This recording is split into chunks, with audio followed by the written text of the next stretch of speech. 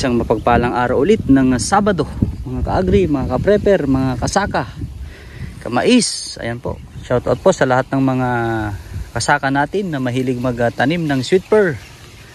Ayan po, itong nakikita nyo po na mais ngayon is sweet pear na East West variety F1. At ngayong araw na to yung pag-spray natin ng Prevaton. Ito po, nakasupot Prevaton.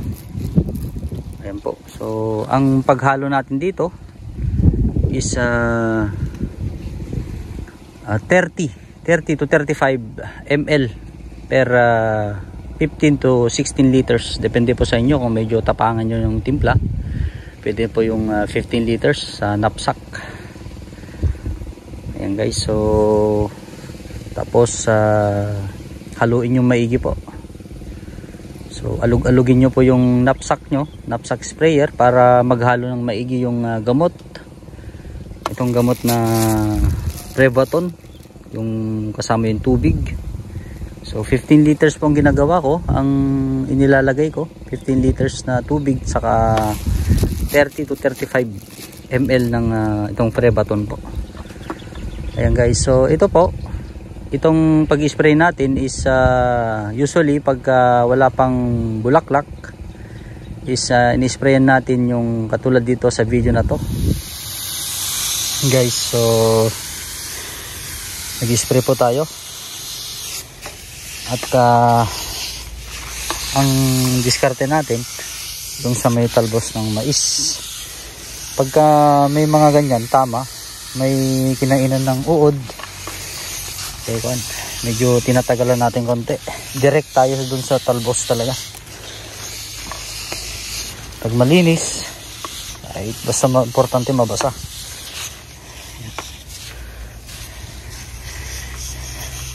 Ayan.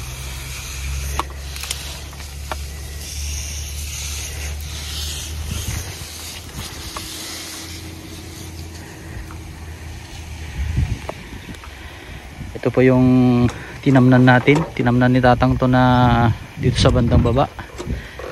So sa Ilocano magbalisungsong.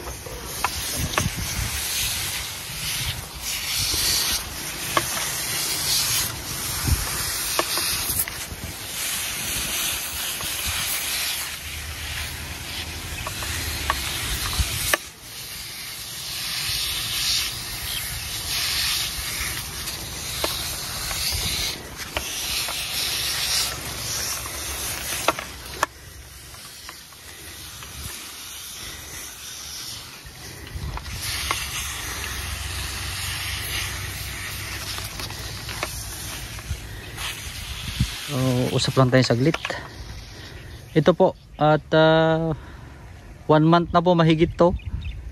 1 month po nung May 20, April 20 po na itanim to. At ito po yung itsura niya ngayon. So may parating daw na bagyo, kaya spray na natin para hindi lumala yung pag-atake ng FAW o Fall Armyworm. Yan po, may mga tamang konti, pero kaya pa naman. Kasi ito, nispray na natin, nispray ni Manuel ng Lanate, kaso lang mahina kasi yung Lanate. Kung gusto natin talaga na makontrol agad ang FAW o mga uod, kailangan natin mag-spray ng Prevaton or yung yan, isa sa susubukan natin din yung Yoval na sinasabi po nila. Yan guys, so yun lang po. Nakita nyo naman po yung paano tayo mag-spray ng talbos nya. Pag may tama, medyo tagalan mo konti. Tapos pag malinis, katulad nito, malinis, basta importante mabasa. Yan guys, so update lang po. At hopefully hindi ganun kalakas yung bagyo na paparating, si bagyong Aghon. Nasa na daw siya, nasa Visayas. So bukas landfall daw yata siya dito o sa may gilid ng Eastern Luzon, sabi nila, Northern Luzon. Yan po. So yun guys, hanggang sa susunod na ating video. God bless po, mabuhay tayo lahat.